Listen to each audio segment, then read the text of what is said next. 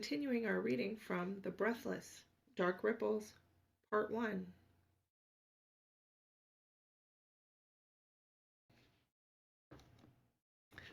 Chapter 7, Addiction. He wants to blame fate. It's tempting to blame Sherlock. In the end, he keeps the blame for himself. In the weeks following Nadia's big reveal, Greg isn't sure what's expected of him. About the only thing he knows for sure is that he's not supposed to tell anyone, not yet. That's nowhere near the problem for him that his wife might expect. She seems to think he'll be spilling the news at the yard, buying celebratory rounds for the guys after work, and calling his sister to crow about it. Nadia doesn't know how good her husband is at keeping secrets. In truth, telling people is the farthest thing from Greg's mind. He knows that he'll have to, eventually. It's one of the many worries on his fast-growing list, along with trying to determine whether he's been saving enough money and wondering if their current home is suitable for a child. Nadia is certainly used to his nervous stance on the concept of children. She's so far been fairly forgiving of the fact that he perhaps hasn't reacted in the manner of a perfectly supportive spouse. But Greg still fears that in spreading the word of their growing family, he won't be able to act properly excited about it. Will people notice his guilty ambivalence and gossip about the likely state of his marriage? "Darling," Nadia warns him one Monday night, drawing him out of these private thoughts on his way in the door of their flat. "You positively reek of cigarettes. If you don't quit smoking, you realize, I won't be allowing you near the baby." Greg's eyes widen as he turns, but she wears an expression that reassures him she's at least partially joking. He's fully aware that it might be a smaller percentage than he'd like, for all that. "Sorry, love, it's just, it helps with stress, work." She wrinkles her nose and tips her head. "Look, I'm not saying it's worse than your coming home smelling of corpses." 3 weeks past, there had been a nasty scene Greg had helped handle, at which the body hadn't been discovered until it was well past the early stages of decomposition. After working the case for 5 hours, Greg had been desensitized enough to forget the odor clinging to his clothing, and when he'd returned home, Nadia had reacted with a rather spectacular emptying of her newly sensitive stomach. Greg suspects he won't live it down anytime soon. "I've got months yet, don't I? I can cut back," he insists. "You'd better. It's a filthy habit anyway. I wish you'd never started.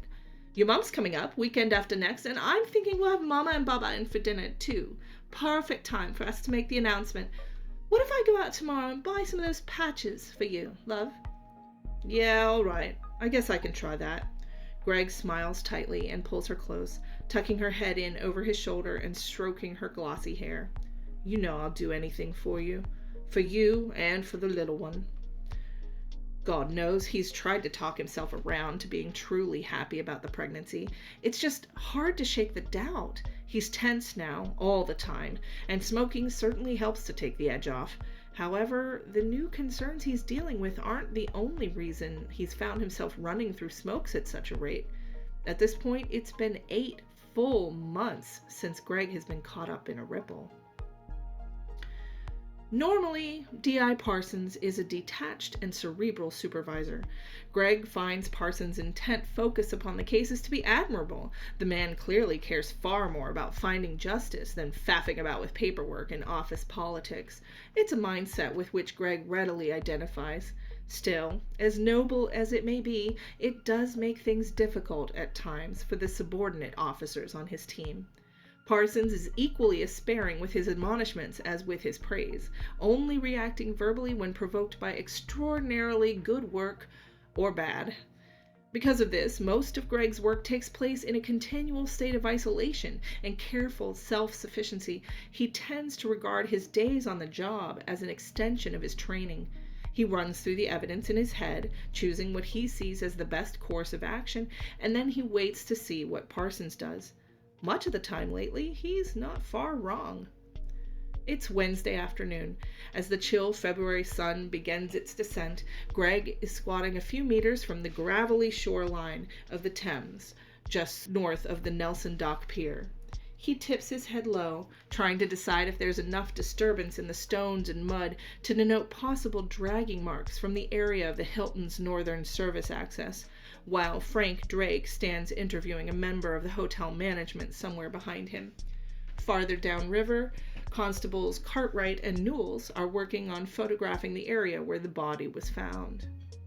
D.I. Parsons had left the scene to answer his phone around the time the victim had been taken away.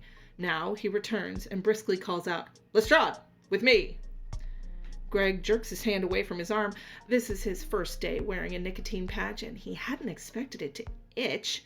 And he hops into motion, jogging up alongside the DI, who's already striding away from the others again. "Sir?" "I'll be leaving shortly. I've got an old friend's funeral service to attend. Won't be back till tomorrow evening, so I want you in charge of this case while I'm gone." "Me? But Sergeant Drake is senior." "Did you hear me calling for Sergeant Drake? No, I'm telling you. I think it's high time you live up to your potential, Lestrade." "I'm not sure I follow you, Inspector." "Stop pussyfooting about. You've got a theory on this one, don't you? Come on," Parsons urges. "You've been on my team for nearly 3 years. I know you. I know how you work. You watch like a hawk, and you never stop thinking. I want you to take your theory on this one and run it down. Get us a new lead to work with. DCI Edwards is on the hunt for a candidate, and I want to show him what you've got to offer the division." It's unexpected praise, and it sends a skittish flush of pride through Greg. He hadn't considered the possibility of advancing again, at least not this soon. He's been with the Metropolitan Police for over 16 years, true, but only 5.5 of those were spent in investigations. Although his promotion to sergeant had come relatively speedily, he'd assumed that his continuing career would be a long, slow climb. If what D.I. Parsons is hinting at is really the direction of things to come, then it's not to be slow, not at all. His wife is 10 weeks pregnant, and now Edwards might decide to send him up to inspector? It seems as though the pace of things is beginning to speed far out of his control. The patches aren't great, but after about a week's rocky adjustment, Greg is managing to resist most of his worst cravings. The Riverbank case has wrapped up successfully, and although Parsons has returned to his usual taciturn behavior, Greg can tell that he's pleased with the outcome. A long day of paperwork follows the arrest, with Greg handling the lion's share of it, another facet of his work being presented for the chief inspector's consideration. Parsons wants to point up Greg's attention to detail and his ability to follow through start to finish. It's flattering and exciting, but it's a lot of pressure on top of his other secret concerns, and with Nadia's planned family announcement to come in less than 3 days, by the time he leaves the yard, Greg is battling a severe need for a cigarette. "Maybe just one," he tells himself, stepping out of the tube station a few streets away from his flat. "It's windy tonight. Dia might not even notice, and besides, I can't possibly be expected to quit entirely in only a week." Resolved to allow himself this one transgression, Greg detours towards a corner shop where he can buy what he needs.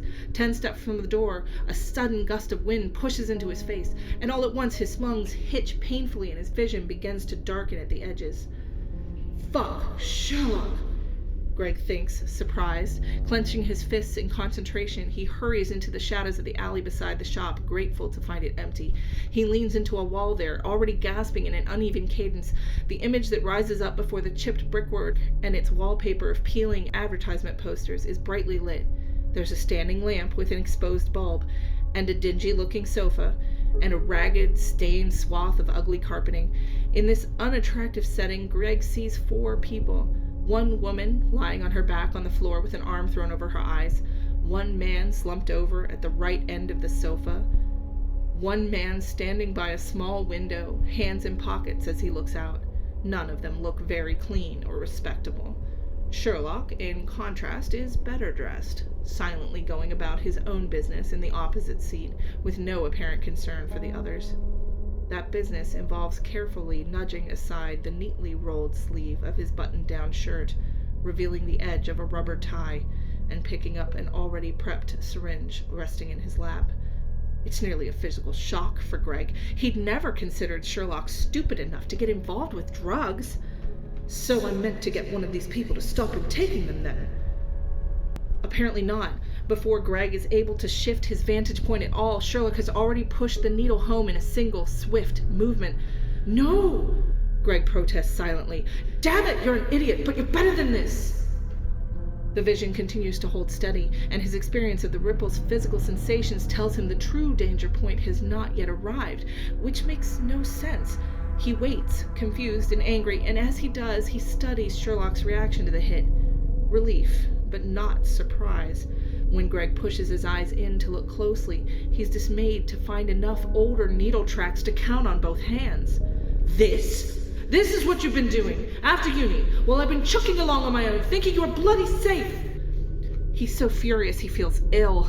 He'd like nothing more than to shake that beatific fucking smile from Sherlock's face. Greg is still so focused on his anger that he almost misses what's happening until the man at the window turns and steps close to lean in over Sherlock's relaxed, vulnerable form. As the man gently prepares to slip Sherlock's wallet free, Greg has to scramble to find his push. The junkie on the sofa is insensible and impossible to move, but the robber is gripping a switchblade in his other hand. Greg sees the trembling in his fingers and senses that at the least twitch of response from Sherlock, he won't hesitate to take a vicious stab. "Sodding hell," he thinks, and swoops down to push the girl on the carpet. She's high too, but to a lesser extent. With the extra force of will provided by Greg's protective rage, it's enough to make her move, sit up, speak. After the ripple is over, Greg skips the shop and the cigarettes, instead stalking off in the opposite direction of home. He's got no destination in mind. He simply needs to burn off his frustration. He'd thought he understood how the ripples function, but tonight has called everything he knew into doubt. What fucking good is any of it if I don't get the opportunity to help? It isn't fair. How could it be right that Greg should be called in to save his charge from any and every direct physical threat, falling, fighting, snakebite, chemical burns, the lot, and yet he isn't brought to stop the boy injecting drugs into his arms? As far as he's concerned, the appropriate time to save Sherlock from the dangers of drug addiction is before the first needle goes in. But apparently the forces in control of Greg's gift don't see things that way. As he walks, Greg tries to wrap his head around possible reasons for the difference. The best he can manage is to imagine himself and Sherlock as playing pieces in some kind of crazy cosmic chess game. So maybe if whatever it is will cause death or irreversible harm in, say, 3 moves, I get pulled in, and anything slower or less direct than that, they can't predict it, or they're not allowed to use me. Like when those school bullies started messing with him, but I wasn't called till it got bad. It's an explanation of sorts, but it's not a terribly good one, and making any assumptions about the identity or motivations of the higher powers that rule Greg's life always puts an uncomfortable squirming into his stomach. He shies away from thinking too hard on it usually. Understanding that he has no real choice in the matter doesn't help Greg feel like any less of a failure. After nearly 2 hours, Greg's anger has cooled, leaving him drained and hollow. He doesn't want to go home. He doesn't want to be around anyone, but it's getting late, and walking so long has made him sore and tired. His mobile phone hasn't rung while he's been out, so he knows he hasn't got himself into trouble there. At the very least, if his wife is upset that he's missed supper, she's decided to wait till he gets home to tell him about it. With a sigh, he turns his steps homeward, trying to put the evening's upset behind him before Nadia has a chance to read it on his face. The flat is quiet when he opens the door. Lights are on in empty rooms. Greg calls out as he hangs his coat. "Sorry I'm late, love. Bad day at work." There's no response. He walks through to the kitchen, looking for evidence of a cold supper she may have set aside for him. If there is food waiting, it's already been put into the fridge. He spots a plate sitting out with a few dinner rolls, though. He snags one eagerly, suddenly hungrier than he'd realized. Greg hasn't taken off his shoes on the way into the flat. He knows Nadia prefers that he leaves them by the door, but he doesn't even notice he's still got them on until one of the soles catches on something tacky. Mouthful of yeasty roll, he lifts his foot to see. The crackling, sticky sound seems loud in the silent room. He stepped into a wide puddle of something. Looks like orange juice, an hours-old spill, mostly dried. The glass lies abandoned, untouched where it's rolled to rest against the base of the cabinets. He stops chewing. "Nadia," he mutters around his dry mouthful. Swallowing with some difficulty, he turns to leave the room. Nadia? Greg mounts the stairs with trepidation, ears pricked for a response that doesn't come. The flat is so quiet. His heartbeat begins to flutter in his throat. Light shines from beneath the bathroom door, spilling across the darkness of the hallway. Nadia? You in there? Ear to the wood, he can just make out a tiny sound, a hitch of breath. He tries the knob, locked. Nadia?